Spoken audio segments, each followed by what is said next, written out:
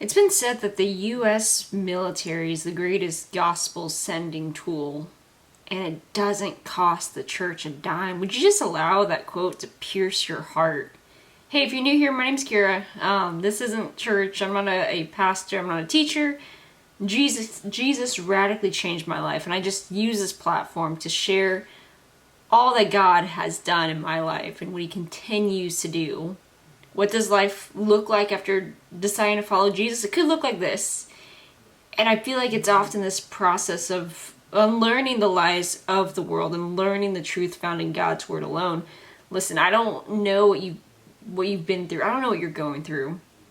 But would you be willing to stay anyway? Would you be willing to just hear my heart? My husband and I, we moved to a military town over two and a half years ago.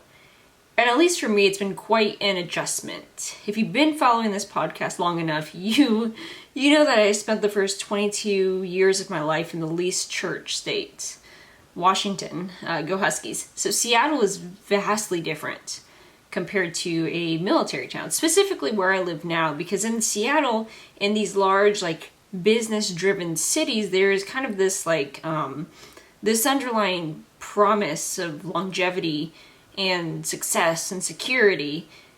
Seattle is home to one of the largest tech hubs. This is where you want to start your career because, if you do good work, there's kind of this unspoken promise or expectation of longevity, of success, security, and wealth. If you start here, you can stay here, and if you want, you can stay here and make good money. And if you want to leave, you can just leave. And now moving into a military town is it's a completely different animal, because families move in from different places all over the world daily. And similarly, they move out daily and move across the world. And so when you meet a soldier and or their family, you never know if you get a week, a month, a year, or a couple years with them. And sometimes they're told that they're stationed here for 2 years, and then the army does the army thing, and you find out next week that they're moving in less than a month. Soldiers and military families, they come and go, and I found it quite frustrating, especially in the church setting, because, and this is very selfish of me, but hear my heart, it was frustrating because I wanted to do life with other believers. I wanted long-term Christian community, and that's not necessarily guaranteed in a military town. Military life and location stability are polar opposites, except for a handful of specialty units. And I think on my worst days, in my cycle of unhelpful thoughts based on fears and lies and unprocessed trauma, I would just kind of adopt this belief that I shouldn't even try because they're not going to stick around. That's transparency for you. And you don't even have to understand the military to understand the complexity and the depth of that fear that people aren't going to stick around.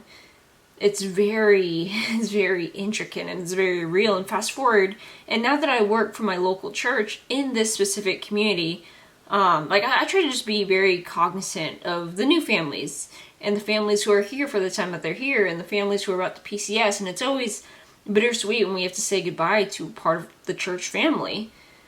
But committing to the military lifestyle and living in a military community means you've also signed up for this revolving door. It's in the fine print, essentially. But what I mean is that when you join the military, when you're part of military community, there's also this door that is constantly opening and closing. You move in and you move out. It's just part of the process. It's part of the sign up fee. You don't know where you're going to be stationed and how long you'll be there. And I think sometimes, me included, actually me up until I heard this quote, we can relate to Nathaniel in John 1. After Jesus is baptized, he begins to select the disciples, and it's becoming more apparent that this Jewish carpenter is the prophesied Messiah. Philip shares the good news with Nathaniel, to which Nathaniel responds with, "Can anything good come out of Nazareth?" referring to Jesus' hometown. You see, Nazareth was a small rural village in Galilee with a population of a few hundred people. Wasn't really a big name town. Some may say it held no significance. The people there lived a fairly simple and rural lifestyle. Like, there wasn't really much to it. Nathanael was convinced that surely this Messiah would arrive in power, and it would be this big statement, and you would think that the King of Kings, that he would arrive in a significant, prestigious, and successful city, which is why he asked, can anything good come out of Nazareth?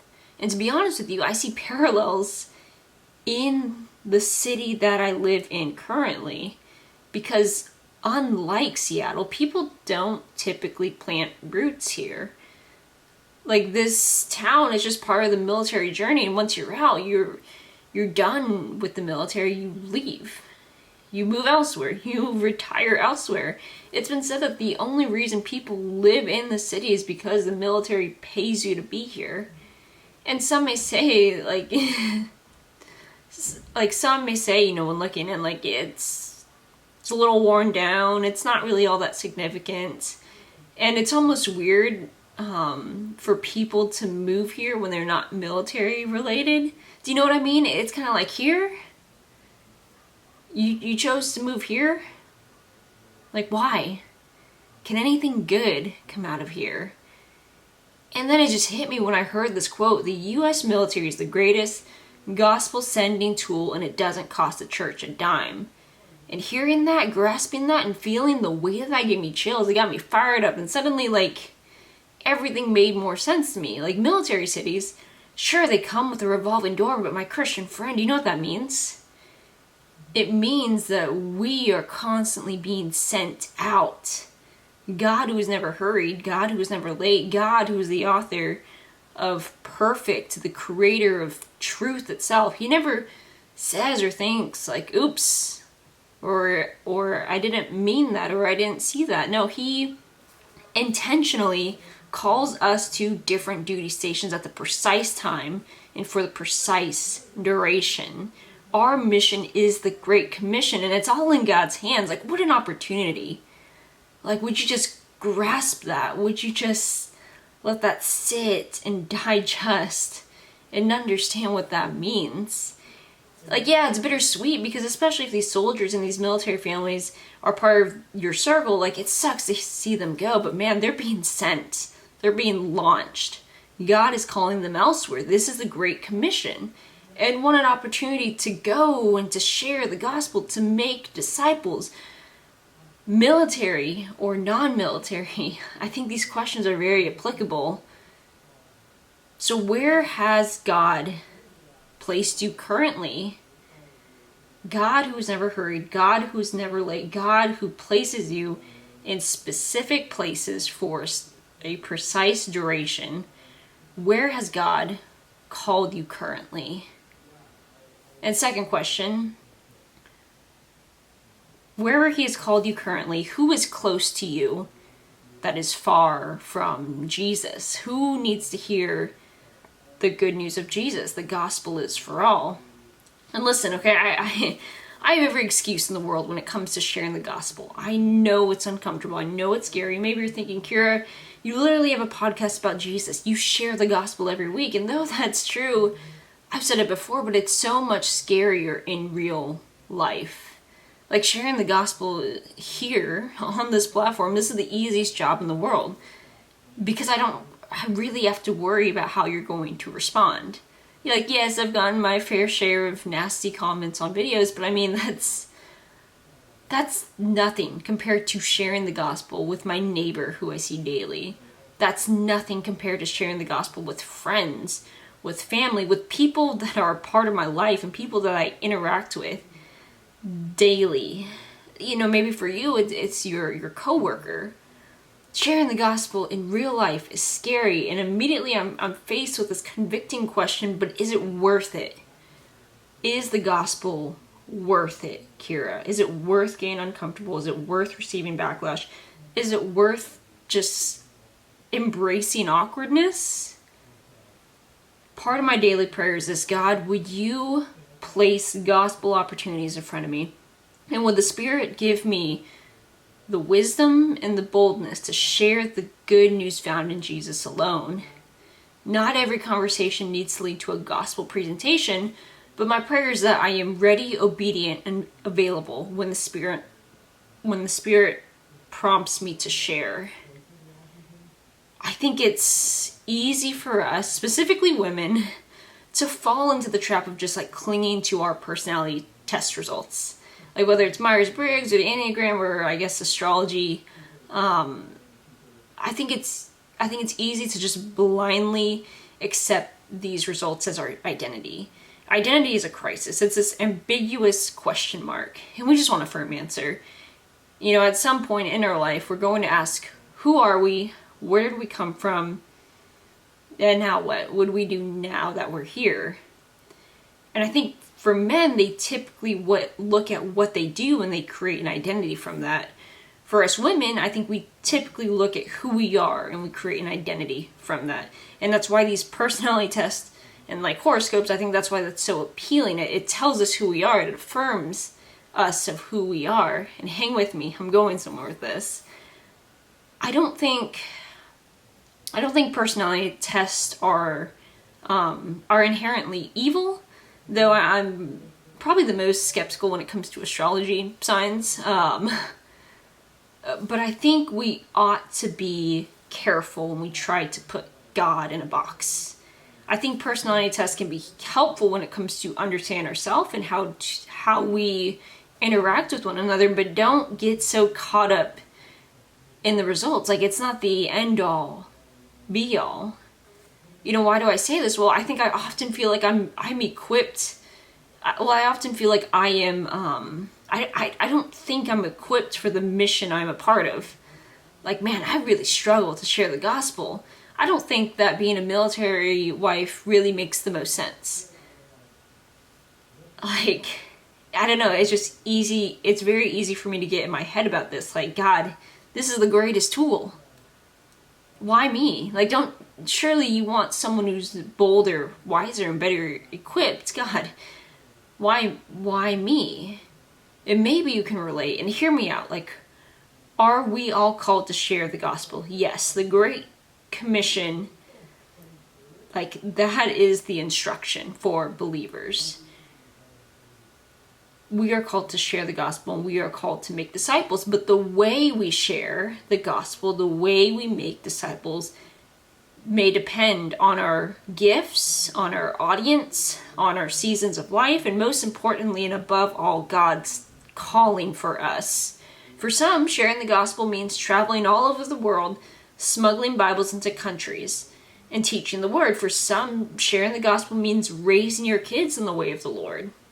For some, sharing the gospel means taking your friend out to coffee and answering all the hard questions and going through the book of John with them. For some, it means preaching from the pulpit. The mission is the same, but the way we get from point A to point B may be different. The mission is the same, but the means are different. We're all called to share the gospel and to make disciples, but the way we get there may look different. And I'm recognizing that I'm here. I'm here in this military community for a reason. It's not a mistake. It was planned, calculated, and purpose-driven by the maker of heavens and earth. The mission is the Great Commission, and the means is by the government's dime. Personality tests can help us, but would you be willing to believe that the Christian God is bigger than that? He's bigger than your personality test results. You know, this reminds me of Moses. Moses had a speech impediment. He tells God that he is not eloquent and he is slow of speech and tongue.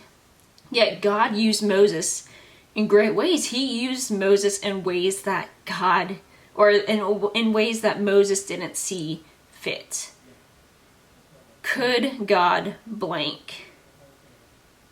That's what I have written on my whiteboard at work. Could God blank? And underneath it says, if it aligns with his character If it aligns with his will, then yes. Our God is much greater than our deficiencies, inadequacies, fears, and personality tests. You know, in Acts 7:22, Stephen states that Moses was powerful in speech and action. This is our God. Don't put him in a box. And would you be willing to believe that he can use you in any way he sees fit? It's all for his glory. It's all for his will. It's all for his kingdom. Would you be willing to trust the author of the universe? Would you be willing to trust that the Lord's ways and thoughts are higher than your own? I'm talking to myself. The U.S. military is the greatest gospel sending tool. So God, would you use me to bring people to you? The gospel is worth it. It's not just life changing, but it's life saving. The gospel is good news for all. And I don't know what you're going through. I don't know what you've been through. I don't know what you think about this Jesus. I think sometimes the exclusivity of Christ can be kind of a turnoff. It can be offensive for Christians to say that Jesus is the only way, but in fact, this is what Jesus said in John 14:6. He said, I am the way, I am the truth, and I am the life. No one comes to the Father except through me. And hear my heart. I just want to end with this. Say you had cancer and it was going to kill you over time. And the only way you could be saved from this cancer is that if the doctor, if the surgeon removed it from you. And so I think about that. Like, if the doctor said, like, hey, listen, the only way to save you is by performing surgery and removing the cancer, would that be offensive?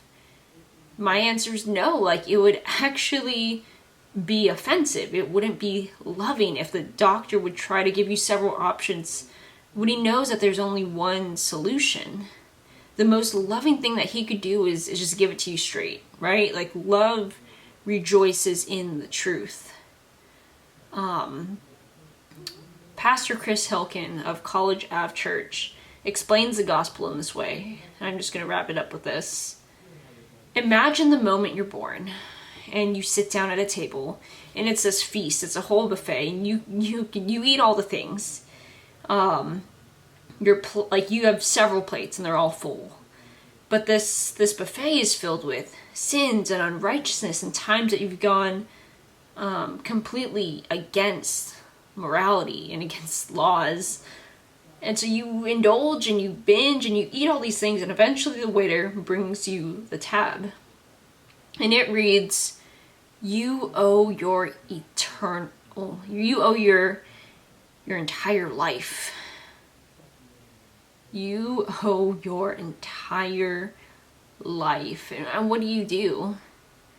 Well, only the fools are trying to get out of this. Some might say, like, well, it doesn't matter because I'm a good person, and surely that's enough. Others may try to pay the tab, but they're going to be left severely bankrupt. Others might not even care. But then what happens is this Jewish carpenter, he comes to your table and he's like, hey, I took care of the tab. I know you don't know me, but I love you, and I've loved you before the foundation of the universe. I love you more than you can ever imagine. I paid for all of you, every single person sitting down at this table. You're set free. I got you. This is essentially what Jesus did on the cross. Jesus nailed all of our tabs to himself. The resurrection was the clearing of all our tabs. And Jesus alone, our bill is paid completely, and we don't owe a penny. And only a fool would try to ignore this or try to pay the tab that's already been paid for. But the wise adopt this reverent fear of the Lord. They understand what Jesus has done, and they accept it, and they walk away from the table forever changed, forever grateful of what this Jewish carpenter has done. Friend, there's only one way to rid the cancer. There's only one way to pay the tab. And Jesus did. And it's through Jesus alone. Jesus isn't just a way, but he is the only way. He is the only one who can pay our tab without being left bankrupt. Because he is the Savior of the world. He is he was the perfect, suitable, sinless sacrifice. And he died for you. He didn't just die for us, but he actually died instead of us. And he further proved to be Lord by accomplishing his own resurrection. So how do I get to heaven? Romans 10:9 says, if you confess with your mouth that Jesus is Lord and you believe in your heart that God raised Jesus from the dead, you will be saved. And so that's it. Confess and believe. Jesus radically changed my life. And he can change yours too. The gospel offers hope and healing. Love you guys.